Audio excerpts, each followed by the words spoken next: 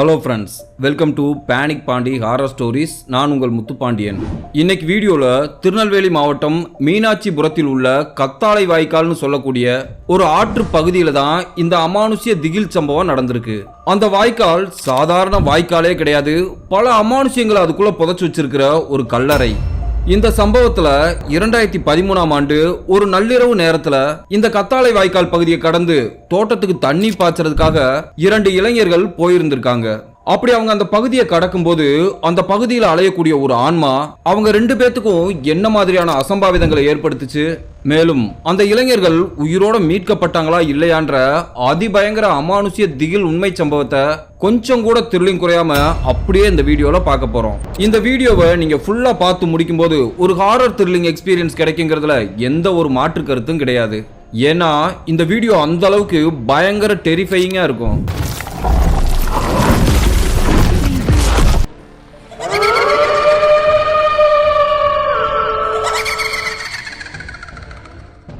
வீடியோக்குள்ள போறதுக்கு முன்னாடி உங்க டைம் 2 செகண்ட்ஸ் ஸ்பெண்ட் பண்ணி இந்த வீடியோக்கு ஒரு லைக் பண்ணிட்டு ஏதாவது கருத்துக்கள் தெரிவிக்கணும்னா மறக்காம கீழே கமெண்ட் பாக்ஸ்ல கமெண்ட் பண்ணுங்க.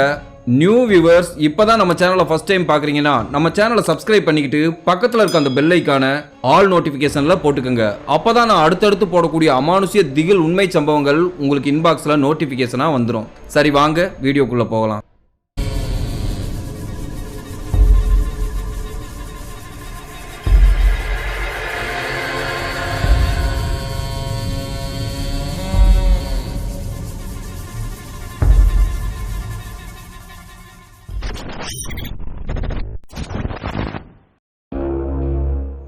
இந்த அமானுஷ்ய சம்பவம் நான் இன்ட்ரோல சொன்னது மாதிரி 2013ஆம் ஆண்டு காலகட்டத்தில் திருநெல்வேலி மாவட்டம் மீனாட்சிபுரத்திற்கு அருகாமையில் இருக்கக்கூடிய கத்தாழை வாய்க்கால் பகுதியில தான் இந்த சம்பவம் நடந்திருக்கு. இந்த சம்பவத்தை அதே பகுதியைச் சேர்ந்த சுப்பிரமணியம்ங்கிற நம்ம சப்ஸ்கிரைபர் தான் நமக்கு ஷேர் பண்ணி இருக்காரு. இந்த சம்பவம் யாருக்கு நடந்துச்சுன்னு பார்த்தோம்னா சுப்பிரமணியத்தோட நண்பர்களான சக்திவேல், மோகனுக்கு தான் நடந்திருக்கு. இந்த சம்பவம் நடக்கும்போது இவங்க எல்லாருக்கும் ஒரு 20 வயது இருக்கும், காலேஜ்ல படிச்சுக்கிட்டு இருந்திருக்காங்க. சக்திவேலோட அப்பா ரத்னசாமி ஒரு விவசாயி. அவர்கிட்ட இருக்க விவசாய நிலங்கள்ல விவசாயம் பண்ணிக்கிட்டு தான் அவரோட குடும்பத்தை ரன் பண்ணிக்கிட்டு வந்திருக்காரு. அவரோட மனைவி பெயர் தனபாக்கியம். இவங்க 2 பேத்துக்கும் பிறந்த ஒரே பையன் தான் சக்திவேல். இவங்களோட தோட்டம் அவங்க கிராமத்துல இருந்து அவுட்டர் பகுதியில இருந்திருக்கு. அந்த தோட்டத்துக்கு போகணும்னா இந்த கத்தாழை வாய்க்கால்னு சொல்லக்கூடிய அந்த பகுதியை கடந்து தான் போகணும். அந்த தோட்டத்துல தான் வாழை மரங்களையும் ஒரு குழி பருத்தியும் நட்டு விவசாயம் பண்ணிட்டு வந்திருக்காங்க. இந்த சக்திவேலோட அப்பா வெறும் தரிசு நிலமா இருந்த அந்த காட்டை அவரோட கடின உழைப்பால வெள்ளாம நிலமா மாத்தி இருந்திருக்காரு. அந்த தோட்டத்துல இருந்து கிடைக்கக்கூடிய வருமானம் அவங்க குடும்ப தேவைகளுக்கு சரியா இருந்திருக்கு. அந்த காலகட்டத்துல கிராமங்கள்ல நைட்டு 2 மணிக்கு மேலதான் விவசாய நிலங்களுக்கு தண்ணீர் பாய்ச்சறதுக்காக கரண்ட் சப்ளை கொடுப்பாங்களாம். மற்ற நேரங்கள்ல சிங்கிள் ஃபேஸ் லைன் மட்டும்தான் வருமா. சோ ரத்னசாமி சாயங்காலம் வேலையெல்லாம் முடிச்சிட்டு வீட்டுக்கு வந்து இரவு உணவை சாப்பிட்டுட்டு ஒரு 10 மணி அளவுல தோட்டத்துக்கு கிளம்பி போயிடுவாரு. அங்க போய் படுத்திருந்து நைட் 2 மணி அளவுல கரண்ட் வந்ததும் தோட்டம் முழுவதும் தண்ணீர் பாய்ச்சிட்டு இரவு அங்கேயே தூங்கிட்டு காலையில தான் வீட்டுக்கு வருவாராம். இதுதான் இவரோட ரொட்டீன் ஒர்க்கா இருந்திருக்கு. இந்த சக்திவேலும் லீவு நாட்கள்ல அவரோட நண்பர்களை தோட்டத்துக்கு கூட்டிட்டு வந்து சின்ன சின்ன வேலைகள் செஞ்சு அவங்க அப்பாவுக்கு உதவியா இருந்திருக்காரு. அப்படி அவங்களோட நண்பர்கள் வேலையை முடிச்சுட்டு வீட்டுக்கு போகும்போது ஆளுக்கு ஒரு சீப் வாழைப்பழமும் கொடுத்து அனுப்புவாங்களாம். அந்த சூழ்நிலையில தான் இந்த சக்திவேலோட அப்பா ரத்னசாமிக்கு காய்ச்சல் நெருப்பா கொதிச்சிருந்திருக்கு. அவரால் எந்த ஒரு வேலையுமே செய்ய முடியாத அளவுக்கு கடுமையான காய்ச்சல் அடிச்சிருந்திருக்கு. அந்த காலகட்டத்தில் கிராமங்கள்ல இந்த மாதிரி காய்ச்சல் தலைவலிக்கலாம் ஹாஸ்பிட்டலுக்கு போக மாட்டாங்க. வீட்டிலே கசாயம், சுக்கு காப்பி, நொச்சி தலையை போட்டு ஆவி பிடிக்கிறதுன்னு வீட்டு வைத்தியத்திலே காய்ச்சலை சரி பண்ணிடுவாங்க. அன்றைய தினம் ரத்னசாமியால கட்டில இருந்து எழுந்திருக்க கூட முடியாத அளவுக்கு காய்ச்சல் நெருப்பா கொதிச்சிருந்திருக்கு. இந்த காய்ச்சலால அவர் தோட்டத்துல போய் தண்ணீர் பாய்ச்சியே 2 நாளைக்கு மேல ஆயிருந்திருக்கு. அப்படி தோட்டத்துக்கு தண்ணீர் பாய்ச்சாம போட்டு வச்சிருந்தாலே தோட்டம் ஒண்ணும் இல்லாம போயிருமேன்னு ரொம்பவே வருத்தத்தோட இருந்திருக்காரு. தன்னோட அப்பா கவலையோட இருக்கிறத பார்த்த சக்திவேலு அவர் அப்பா கிட்ட வந்து, அப்பா நீங்க கவலைப்படாதீங்க, நான் போய் இன்னைக்கு நம்ம தோட்டத்துல வாய்க்கா வெட்டி தண்ணி பாய்ச்சறேன்னு சொல்லியிருக்காரு. அதுக்கு ரத்னசாமி, நீ எப்படிப்பா தனி ஆளா போய் தண்ணி பாய்ச்ச முடியும்னு கேட்டு இருந்திருக்காரு. அதுக்கு சக்திவேலு, என்னோட ஃப்ரெண்டு மோகன் இன்னைக்கு கூட வரேன்னு சொல்லியிருக்கான், நாங்க 2 பேரும் போய் தோட்டத்துல தண்ணி பாய்ச்சிடுறோம்னு சொல்லியிருக்காரு. உடனே ரத்னசாமி சரிப்பா 2 பேரா போனா ஒன்னும் பிரச்சனை இல்ல, போய் தண்ணீர் பாய்ச்சிடலான்னு சொல்லியிருக்காரு. சரியா அந்த நேரத்துல சக்திவேலோட ஃப்ரெண்டு மோகனும் வீட்டுக்கு வந்திருக்காரு. அந்த மோகனோட வீடு இவங்க வீட்ல இருந்து ஒரு 4 வீடு தள்ளி தான் இருந்திருக்கு. சின்ன வயசுல இருந்தே இவங்க 2 பேரும் இணை பிரியாத நண்பர்கள். சக்திவேல் மோகன் கிட்ட என்னடா உங்க அம்மா கிட்ட சொல்லிட்டு வந்துட்டியான்னு கேட்டிருக்காரு. இல்லடா, எங்க அம்மா வேலைக்கு போனது இன்னும் வரல, எங்க அப்பாட்ட மட்டும் தான் சொல்லிட்டு வந்திருக்கேன், அவர் எங்க அம்மாட்ட சொல்லிக்கு வர்றான்னு சொல்லியிருக்காரு. சரின்னு சொல்லிட்டு சக்திவேலோட வீட்டிலே இவங்க 2 பேரும் சாப்பிட்டு இருந்திருக்காங்க. மோகனுக்கு சக்திவேலோட அம்மா வைக்கிற குழம்புனா ரொம்பவே பிடிக்கும். அன்றைய தினம் சக்திவேல் வீட்டுல சுண்டவத்தல் புளி குழம்பு செஞ்சிருந்தாங்க. அந்த குழம்போட சுவை நல்லா இருந்ததுனால நீ நிறைய சாப்பிட்றியா இல்ல நான் நிறைய சாப்பிட்றேனான்னு போட்டி போட்டுட்டு சாப்பிட்டு இருந்திருக்காங்க. அப்படி சாப்பாடெல்லாம் சாப்பிட்டு முடிச்சுட்டு இரவு 9 மணி அளவுல சக்திவேலோட அப்பாவோட சைக்கிள் எடுத்துக்கிட்டு இவங்க 2 பேரும் கிளம்பி இருக்காங்க. அப்படி அவங்க கிளம்புறதுக்கு தயாரா இருக்கும்போது ரத்னசாமி சக்திவேல் கிட்ட, தம்பி சூதானமா இருக்கணும், நைட் நேரத்துல எங்கேயும் தனியா போக கூடாது, தோட்டத்துக்குள்ளே தான் இருக்கணும்னு சொல்லி அனுப்பிச்சிருந்திருக்காரு. குறிப்பா அந்த கத்தாழை வாய்க்கால் பகுதி கிட்ட போகும்போது கொஞ்சம் ஜாக்கிரதையா போங்கப்பான்னு சொல்லி அனுப்பிச்சிருக்காரு. இப்போ இவங்க 2 பேரும் அவரோட அப்பாவோட சைக்கிளை எடுத்துக்கிட்டு கிளம்பி இருக்காங்க. சக்திவேல் சைக்கிளை ஓட்டும் போது மோகன் பின்னாடி உட்காந்து போயிருக்காரு. இவங்க போகக்கூடிய பகுதி கிராமத்தை தாண்டி காட்டு பகுதிக்குள்ள தான் போயாகணும். அந்த பகுதியில மின்சார வசதிங்கிறதே சரியா இல்லாம கருகும்னு இருட்டா இருக்கும். இவங்க 2 பேரும் அந்த சைக்கிளோட டைனமோ வெளிச்சத்துல அந்த காட்டு பகுதிக்குள்ள போய்கிட்டு இருக்காங்க. சரியா ஒரு 2 கிலோமீட்டர் தாண்டதும் அந்த கத்தாழை வாய்க்கால் பகுதி வந்திருக்கு. இப்போ சக்திவேல் மோகன் கிட்ட, டே மோகனு, இந்த வாய்க்காலை கடக்கிற வரைக்கும் கொஞ்ச நேரத்துக்கு அமைதியா வாடா, எதுவும் பேசாத, ஏன்னா இந்த இடம் ஒரு மோசமான இடம்னு எங்க அப்பா சொல்லியிருக்காருன்னு சொல்லியிருக்காரு. அதுக்கு மோகனும், தெரியும்டா, இந்த இடத்துல பேய் இருக்குன்னு எங்க தாத்தாவும் சொல்லியிருக்காரு, அவரே நிறைய தடவை இந்த இடத்துல பேய பார்த்ததாக சொல்லியிருக்காரு. இவங்க 2 பேரும் பேசிக்கிட்டே அந்த கத்தாழை வாய்க்கால் பகுதி கிட்ட வந்துகிட்டு இருக்காங்க. அந்த கத்தாழை வாய்க்கால் அந்த காலத்துல போடப்பட்ட ஒரு மண் பாலம். கீழே அந்த பாலத்துக்கு அடியில தண்ணீர் ஓடிக்கிட்டு இருந்திருக்கு. அந்த வாய்க்காலோட 2 பக்கத்துலயும் கத்தாழை ஆள் உயரத்துக்கு வளர்ந்திருக்கும். அந்த பகுதிக்குள்ள நுழையும் போதே ஒரு ஈர மண்ணோட வாசனையும் அழுகிய இலைகளோட நாத்தமும் அடிக்குமா. இரவு நேரத்துல அந்த வாய்க்காலுக்கு பக்கத்துல வரும்போது அந்த வாய்க்கால்ல ஓடுற அந்த தண்ணியோட சத்தமும் தவளைகள் கத்துற சத்தமும் நமக்கு மனசுக்குள்ள ஒருவித பய உணர்வை ஏற்படுத்துற மாதிரி இருக்கும். இவங்க 2 பேரும் சைக்கிள்ல அந்த வாய்க்கால் பகுதி கிட்ட போகும்போது திடீர்னு ஒரு மண்ணு மேட்டு மேல ஏறி இறங்கின மாதிரி இருந்திருக்கு. இப்போ சைக்கிள் டைனமோ லைட்டு டக்குன்னு ஆஃப் ஆயிருந்திருக்கு. இப்போ அந்த லைட் ஆஃப் ஆனதுனால ரோட்டுக்கு முன்னாடி என்ன இருக்கு ஏது இருக்குன்னே தெரியல, ஒரே இருட்டா இருந்திருக்கு. ரோட்ல பள்ளம் இருக்கா மேடு இருக்கான்னு கூட தெரியாத அளவுக்கு கருகும் இருந்திருக்கு. உடனே சக்திவேல் மோகன் கிட்ட, டேய் சைக்கிளோட லைட் ஆஃப் ஆயிருச்சுடா, வயர் ஏதாவது புடுங்கிருச்சான்னு தெரியலன்னு சொல்லிட்டு அந்த இடத்துல சைக்கிளை ஸ்டாண்டு போட்டு நிறுத்தி இருந்திருக்காரு. மோகனு, நீ சைக்கிளை சுத்துறா, நான் வயர் ஏதாவது கட் ஆயிருக்கான்னு செக் பண்ணி பாக்குறேன்னு சொல்லிட்டு அந்த வயரை செக் பண்ணி பார்த்திருந்திருக்காரு. மோகன் கையால அந்த சைக்கிள் பெடலை சுத்திக்கிட்டு இருந்திருக்காரு. இப்ப மோகன் அந்த சைக்கிள் பெடலை கையால சுத்திக்கிட்டே அந்த வாய்க்காலோட பக்கவாட்டுல பார்த்திருந்திருக்காரு. அதை பார்த்த மோகன் சைக்கிளை சுத்துறத நிப்பாட்டிட்டு அதிர்ச்சியில உறைஞ்சு போயிருந்திருக்காரு. அப்படி அவர் அங்க என்ன பார்த்தார்னா, அந்த கத்தாழைகளோட கத்தாழைகளா ஒரு வெள்ளை கலர் சேலை கட்டிய பெண் அமர்ந்திருக்க மாதிரி தெரிஞ்சிருக்கு. உடனே மோகன் சக்திவேல் கிட்ட, டே சக்திவேலு சைட்ல பாடுறா, யாரோ உட்கார்ந்து இருக்க மாதிரி தெரியுதுன்னு காமிச்சிருக்காரு. மோகன் காமிச்ச இடத்துல சக்திவேல் பார்த்திருக்காரு, அந்த இடத்துல ஒரு பெண்மணி கத்தாழைகளுக்கு பின்னாடி இருந்து ஒளிஞ்சு பார்த்திருந்திருக்கு. அந்த உருவம் இவங்களை பார்த்துட்டு கத்தாழைக்கு பின்னாடி போய் ஒளிஞ்சிருந்திருக்கு. மறுபடி இவங்களை எட்டி பார்க்கிற மாதிரியே தெரிஞ்சிருக்கு.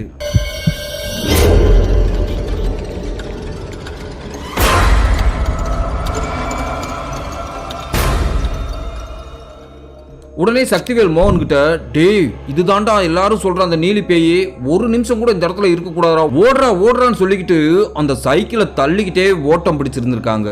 அப்படி சைக்கிளை தள்ளிக்கிட்டே ஓடுன சக்திவேல் தாவி அந்த சைக்கிள் மேல ஏறி உட்கார்ந்துருக்காரு. மோகன் சீக்கிரம் சைக்கிள்ல ஏறி உட்கார்றான்னு சொன்னதும் மோகன் வேகமா தாவி அந்த சைக்கிள்ல ஏறி உட்கார்ந்துருக்காரு. மோகன் சைக்கிள்ல உட்கார்ந்ததும் சக்திவேல் அந்த சைக்கிளை வேகமா ஓட்டி இருக்காரு. இப்ப மோகன் எதேச்சியா பின்னாடி திரும்பி பார்த்திருக்காரு.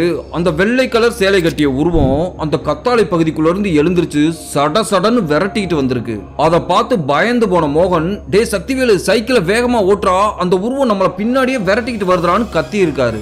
சக்திவேல் அவரோட முழு பலத்தையும் திரட்டி அந்த சைக்கிளை எவ்வளவு வேகமா ஓட்ட முடியுமோ அவ்வளவு வேகமா மிதிச்சிருந்திருக்காரு. அப்போ சைக்கிளோட டைனமோ லைட்டு எரிய ஆரம்பிச்சிருக்கு. இப்ப இவங்க ஒரு பெண்டு தாண்டினதும் மோகன் பின்னாடி திரும்பி பார்த்திருக்காரு. எந்த ஒரு உருவமும் இல்லாத மாதிரி இருந்திருக்கு. பயங்கர நிசப்தமா இருந்திருக்கு. அப்படி கொஞ்ச தூரம் போனதுக்கு அப்புறம் இவங்க தோட்டமும் வந்திருக்கு. மோகனை அந்த தோட்டத்துக்குள்ள கூட்டிட்டு போயிருக்காரு. அப்படி தோட்டத்துக்குள்ள வந்த சக்திவேலும் மோகனும் நல்ல வேலையா போச்சுரா, அந்த உருவத்திட்ட இருந்து தப்பிச்சாச்சு, ஒரு வழியா தோட்டத்துக்குள்ள வந்தாச்சு, இனிமே எந்த ஒரு பிரச்சனையும் இல்லைன்னு சொல்லியிருக்காரு. இவங்க தோட்டத்தோட என்ட்ரன்ஸ்ல ஒரு கட்டில் அளவுக்கு பெரிய திண்ணை ஒண்ணு கட்டி இருந்தாங்க. சக்திவேலோட அப்பா இரவு நேரத்துல அந்த திண்ணையில தான் தூங்குவாரு. இவங்க 2 பேரும் அந்த மோட்டார் ரூமுக்குள்ள போய் பாய், தலவாணி, ஒரு டைம் பீஸ், ஒரு டார்ச் லைட்லாம் எடுத்துட்டு வந்து அந்த திண்ணையில விரிச்சு படுத்திருந்திருக்காங்க.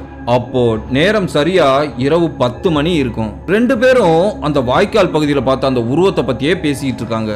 சக்திவேல் மோகன் கிட்ட நான் சைக்கிளை வேகமா ஓட்டும் போது பின்னாடி என்னடா பார்த்தேன்னு கேட்டிருந்திருக்காரு. அதுக்கு மோகன் என்ன சொல்றாருன்னா, டே சக்தி, அந்த உருவம் அந்த கத்தாழை பகுதிக்குள்ள இருந்து சடசடன்னு எந்திரிச்சு வந்துச்சுரா, அது வந்த வேகத்துல நம்ம சைக்கிளை நோக்கி தாண்டா ஒடியாந்துச்சு, சப்போஸ் அது கையில மாட்டி இருந்தோம் நம்மளை ஏதாவது பண்ணி இருக்கும்டான்னு சொல்லி இருந்திருக்காரு.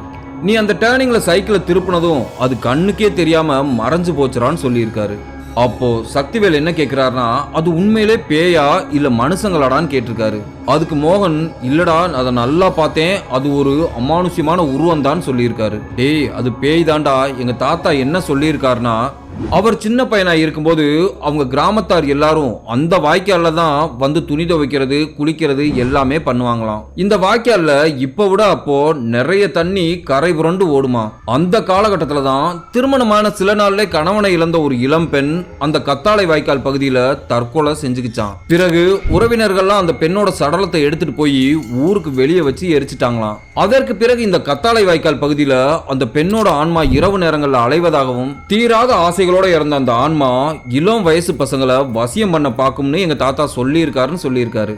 அப்போ சக்திவேல் என்ன சொல்றாருன்னா, சரிடா எதை பத்தியும் நினைக்காத, 2 மணிக்கு அலாரம் வச்சிருக்கேன், நீ நிம்மதியா தூங்குன்னு சொல்லியிருக்காரு. அப்படி அவங்க 2 மணிக்கு மோட்டார் கரண்ட் போட்டு விட்டதும் தண்ணி பாய்ச்சிட்டு மறுபடி தூங்கலாண்டான்னு சொல்லியிருக்காரு. அவங்க 2 பேரும் தூங்க ஆரம்பிச்சிருக்காங்க. அப்படி இவங்க 2 பேரும் நல்லா அசந்து தூங்கிட்டு இருக்கும்போது நள்ளிரவு 1:30 மணி இருக்கும். தோட்டத்தோட வாசல்ல இருந்து மோகனு மோகனுன்னு ஒரு பெண்ணோட குரல் கேட்டிருந்திருக்கு. மோகன் டக்குன்னு முழிச்சு பார்த்திருந்திருக்காரு. அந்த தோட்டத்தோட முகப்புல மோகனோட அம்மா நிக்கிறது தெரிஞ்சிருக்கு. இப்போ அந்த பெண்மணி மோகனை பார்த்து, ஏண்டா உனக்கு கொஞ்சமாவது அறிவு இருக்கா, யார்கிட்ட சொல்லிட்டு நீங்க வந்தேன்னு கேட்டிருக்காங்க. தூக்க கலக்கத்தோட எழுந்திருச்சு உட்கார்ந்த மோகன், அம்மா அப்பா கிட்ட நான் சொல்லிட்டு தாமா வந்தேன், அவர் உங்ககிட்ட சொல்லலையான்னு கேட்டிருக்காரு. அதுக்கு மோகனோட அம்மா, முதல்ல எந்திரிச்சு வா, வீட்டுல இன்னைக்கு உனக்கு இருக்குன்னு சொல்லிட்டு வேகமா முன்னாடி நடந்து போயிருக்காங்க. அம்மா இருமா அந்த வர்றேன்னு சொல்லிட்டு மோகன் சக்திவேலை எழுப்ப போயிருந்திருக்காரு. அதுக்கு மோகனோட அம்மா, வேணா அவனை எழுப்பாத, அவன் பாட்டில் தூங்கிட்டு இருக்கான்னு சொல்லிட்டு முன்னாடி விறுவிறுன்னு நடக்க ஆரம்பிச்சிருக்காங்க. வா போலான்னு சொல்லிட்டு முன்னாடி விறுவிறுன்னு நடக்க ஆரம்பிச்சிருக்காங்க. மோகனும் எழுந்திருச்சு தூக்க கலக்கத்தோட அவங்க அம்மா பின்னாடியே நடந்து போயிருக்காரு. அந்த இருட்டுக்குள்ள வேக வேகமா நடந்து போயிருக்காங்க. பின்னாடியே மோகனால அவங்க வேகத்துக்கு நடக்க முடியல. அம்மா மெதுவா போமா, நானும் கூட வர்றேன்னு சொல்லிட்டு கத்திக்கிட்டே பின்னாடி ஓடி இருந்திருக்காரு. சரியா அந்த கத்தாழை வாய்க்கால் பகுதி வந்ததும் அந்த பெண் ரோட்ல இருந்து கீழே அந்த கரை பக்கமா நடந்து போயிருக்காங்க. அப்போ மோகன் அவங்க அம்மா கிட்ட, அம்மா அந்த பக்கம் பாதை இல்லம்மா, இந்த பக்கம் தான் போகணும், நீ எங்க போறன்னு சொல்லிட்டு பின்னாடியே ஓடி இருக்காரு. அப்பதான் மோகன் ஒரு விஷயத்தை கவனிச்சிருக்காரு. அது மோகனோட அம்மாவே இல்ல. அதை பார்த்து சுதாரிச்ச மோகன் அப்படியே அந்த இடத்துல நின்று இருந்திருக்காரு. இப்ப அந்த உருவத்தை பாக்குறாரு. அது கண்ணுக்கே தெரியாம அப்படியே டிசப்பியர் ஆயிருக்கு. மோகன் அந்த அதிர்ச்சியிலிருந்து மீள்றதுக்குள்ள மோகனுக்கு பின்னாடி இருந்து யாரோ பொடனியோட பிடிச்சு தள்ளி விட்ட மாதிரி இருந்திருக்கு. அடுத்த வினாடி அந்த வாய்க்காலுக்குள்ள போய் தொப்புன்னு விழுந்திருக்காரு. இப்போ கரையில அந்த ஆன்மா நின்னுகிட்டு பயங்கரமா சிரிச்சிருந்திருக்கு. தண்ணிக்குள்ள விழுந்த மோகன் காப்பாத்துங்க காப்பாத்துங்கன்னு கத்திக்கிட்டே கரையில இருந்த முச்செடிகளை பிடிச்சு இழுத்திருக்காரு. அந்த கத்தாழை புதருக்குள்ள மாட்டிக்கிட்டு கத்திக்கிட்டே இருந்திருக்காரு. இங்க தோட்டத்துல சரியா 2 மணிக்கு அலாரம் அடிச்சிருக்கு. சக்திவேல் கண்ணு முழிச்சு பார்த்திருக்காரு. பக்கத்துல படுத்திருந்த மோகனை காணோம். மோட்டார் கரண்ட்டும் போட்டு விட்டு இருந்தாங்க. அந்த கரண்ட் வந்துருச்சா வரலையான்னு கண்டுபிடிக்கிறதுக்காக அந்த மோட்டார் ரூமுக்குள்ள ஒரு குண்டு பல்ப் ஒன்று வச்சிருப்பாங்க.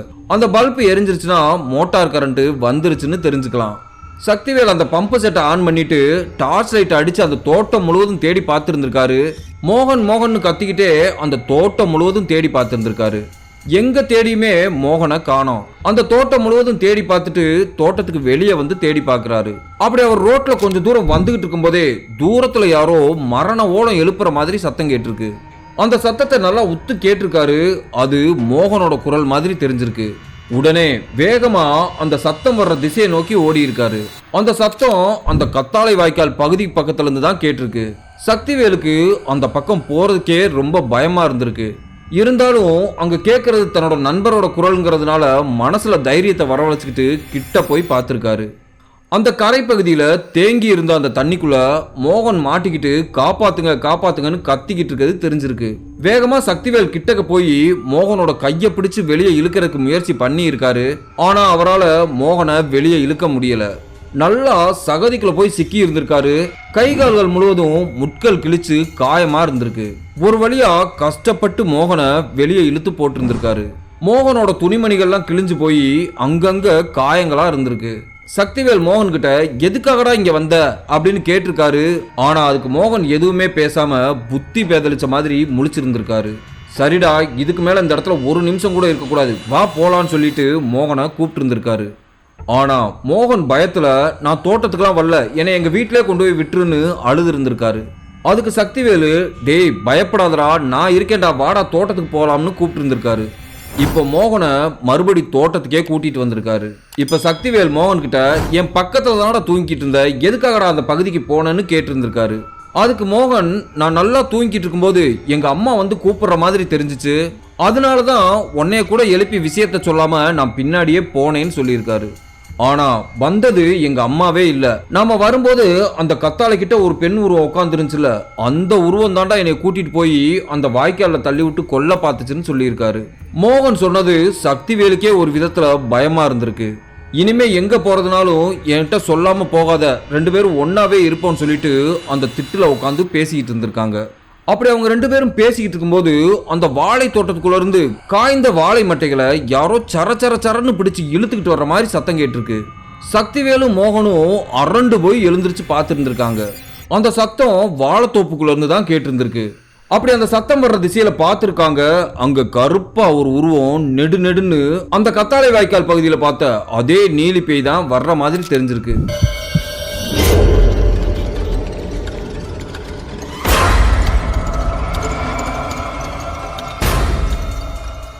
அந்த உருவம் நேரா இவங்களை நோக்கி வந்திருக்கு. அதை பார்த்து பயந்து போன சக்திவேலும் மோகனும் நேரா தோட்டத்துக்குள்ள ஓடி இருக்காங்க. அந்த உருவம் இவங்களை பின்னாடியே விரட்டிட்டு வந்திருக்கு. அவங்க அந்த வாழைத்தோப்பையும் தாண்டி பருத்தி காட்டுக்குள்ள ஓடி இருக்காங்க. ஆனா அந்த ஆன்மா அங்கேயும் அவங்கள விரட்டிக்கிட்டே பின்னாடியே வந்திருக்கு. இவங்க அந்த தோட்டத்தையும் தாண்டி ஓடி இருக்காங்க. அதுதான் அந்த தோட்டத்தோட எண்டு. அங்கனக்குள்ள ஒரு கிணறு ஒண்ணு இருந்திருக்கு. கிணறுக்கு அந்த பக்கம் போறதுக்கு வழியே இல்லை.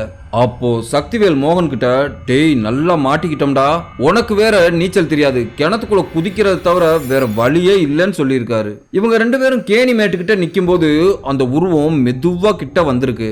அந்த உருவம் இவங்களுக்கு பக்கத்துல நெருங்கும் போது இவங்க 2 பேருக்கும் கை கால்கள்லாம் வெடன்னு நடுங்க ஆரம்பிச்சிருக்கு.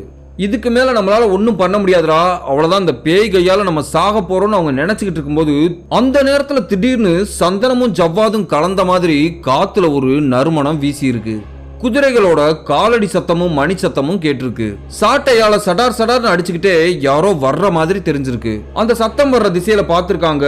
அங்க சத்தம் மட்டும்தான் கேட்குதே தவிர உருவத்தை கண்ணால பார்க்க முடியல. அந்த சத்தம் இவங்க பக்கத்துல இருந்து அந்த பேயை நோக்கி விரட்டிட்டு போயிருந்திருக்கு. அந்த உருவத்துக்கு பக்கத்துல போய் நின்னு சடார் சாட்டையில அடிச்ச மாதிரி சத்தம் கேட்டிருக்கு. இப்போ அந்த உருவம் அந்த காடே அலற அளவுக்கு வீர்னு கத்திக்கிட்டே தோட்டத்துல இருந்து வெளியே ஓடி இருக்கு. அந்த உருவம் ஓடுறத இவங்க 2 பேரும் கண்ணால பார்த்திருந்திருக்காங்க. அதற்கு பிறகு அந்த தோட்டமே பயங்கர அமைதியா இருந்துச்சான். மறுநாள் காலையில பொழுது விடிஞ்சதும் சக்திவேலும் மோகனும் வீட்டுல போய் நடந்த விஷயங்களை சொல்லியிருக்காங்க. அதை கேட்டு அவங்க அம்மாவுக்கும் அப்பாவுக்கும் பயங்கரமான அதிர்ச்சி. அப்போ சக்திவேலோட அப்பா, நம்ம குலதெய்வம் சங்கிலி கருப்பன் தாண்டா அவங்க 2 பேர்த்தையும் காப்பாத்தி இருக்குன்னு சொல்லியிருக்காரு. இந்த ஒரு நிகழ்வுக்கு பிறகு அந்த கத்தாழை வாய்க்கால் பகுதி பக்கம் இரவு நேரங்களில் மக்கள் போறதையே தவிர்த்திருக்காங்க. இன்னமும் அந்த பகுதியில் அமானுஷ்யம் நிகழ்வதாக சொல்லப்படுது. இந்த வீடியோ உண்மையிலே உங்களுக்கு ரொம்ப பிடிச்சிருக்குன்னு நினைக்கிறேன். அப்படி உண்மையிலே பிடிச்சிருந்துச்சுன்னா அந்த வீடியோக்கு ஒரு லைக் பண்ணுங்க. ஏதாவது கருத்துக்கள் தெரிவிக்கணும்னா மறக்காம கீழே கமெண்ட் பாக்ஸில் கமெண்ட் பண்ணுங்க. அடுத்து உங்களை நான் இதே மாதிரி ஒரு அமானுஷ்ய திகில் சம்பவத்தோட வந்து சந்திக்கிறேன். பாய்.